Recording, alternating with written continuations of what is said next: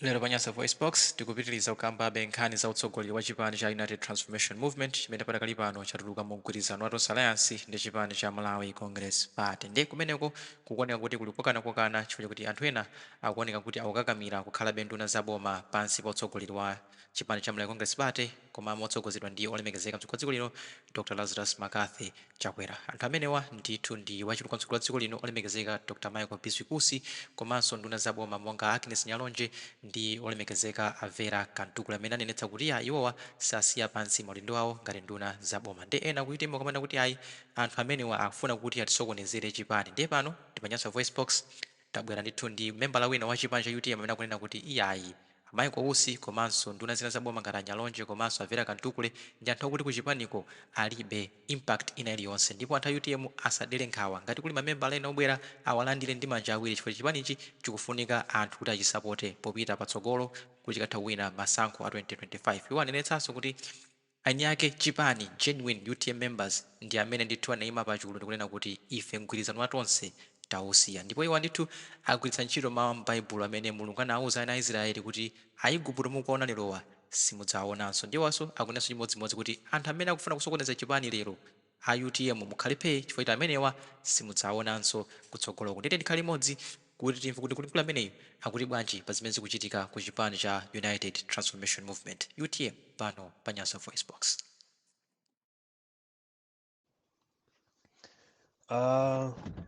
Ndikufuna ndikutsimikizireni abale anga achipani cha UTM.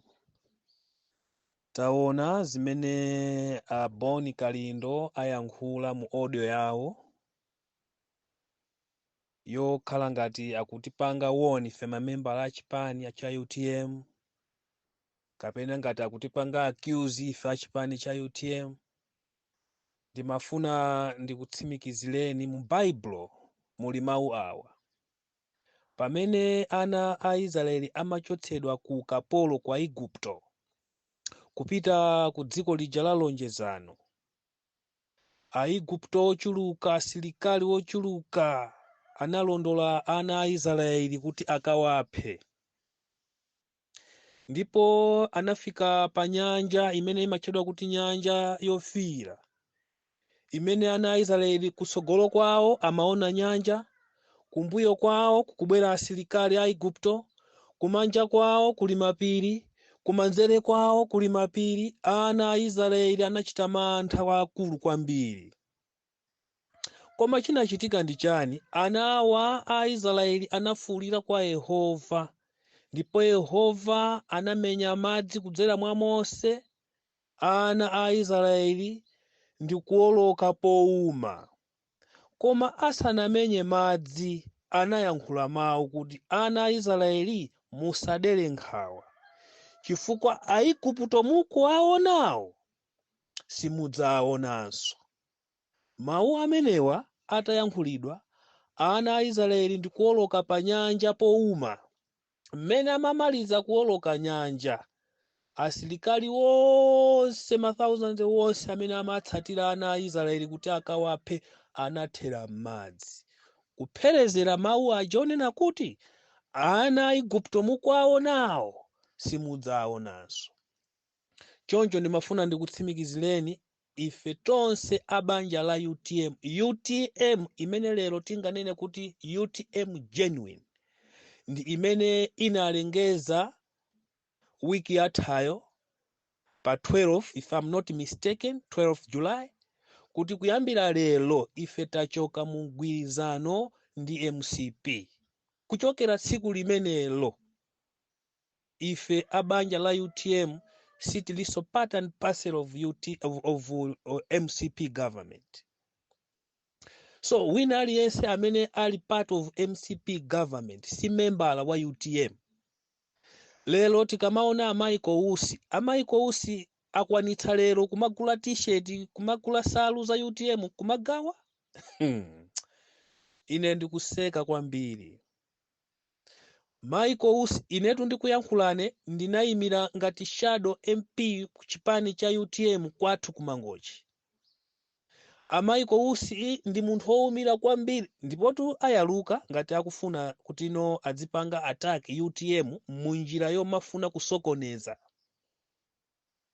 Amayi Kousi akwanitsa lero kugula t-shirt ndi kumagawa, amakanika 2019 kugula ma t-shirt kugawa, akabwera ku constituency kwa ine anabwerako amayi Kousi 2 or 3 times. Amataka bwera amayi Kousi constituency kwa ineyo amanyamuka ndi kumapita even one tambala osasiya anyamata ma constituency governor ndi ena kumakukira iwe MP kuti abwana aja akusira ndalama tigawireni ndalama.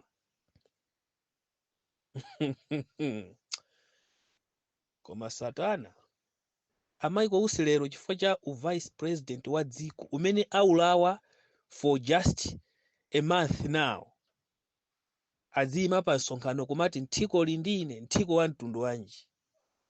Alright, nthiko lindiwo ndiye ine kuti mudziwe kuti amayi Kousi has no impact ku chipani cha UTM.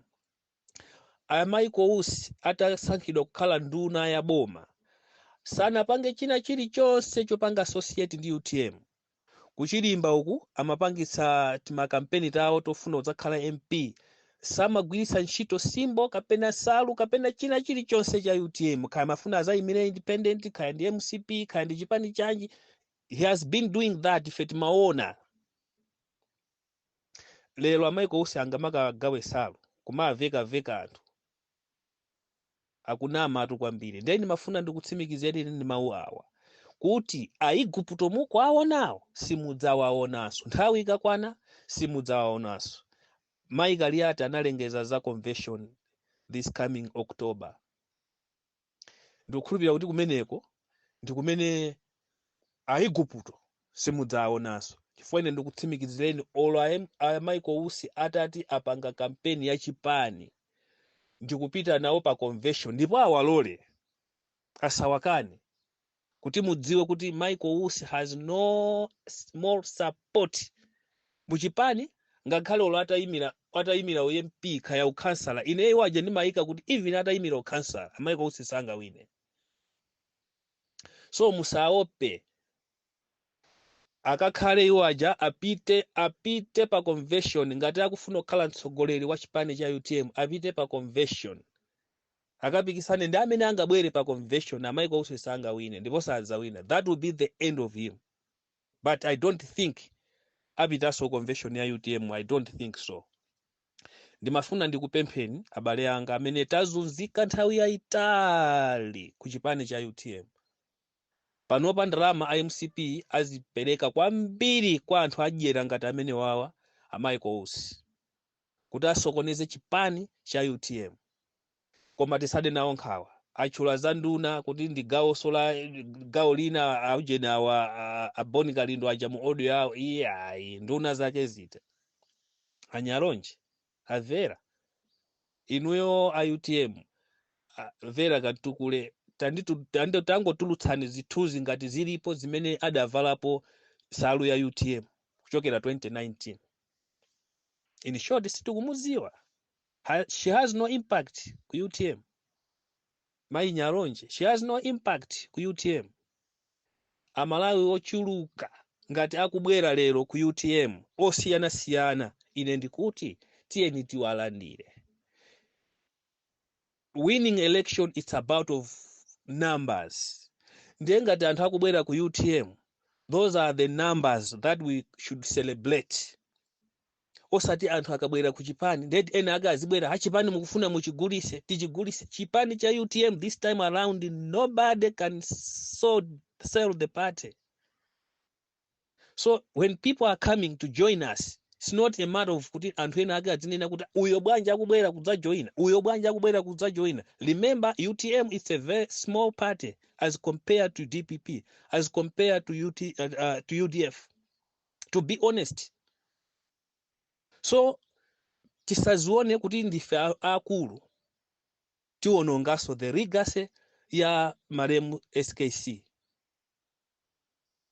SKC, he was a man of integrity.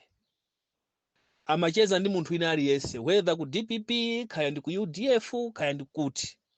That is why anthu ambiri tsopano akubwera atawawidwa ndi FSKC akubwera kuti athandize chipani cha UT. Kuthandiza chipani is not necessarily kukhala mtsogoleri, president or whatsoever the position you might mention. No.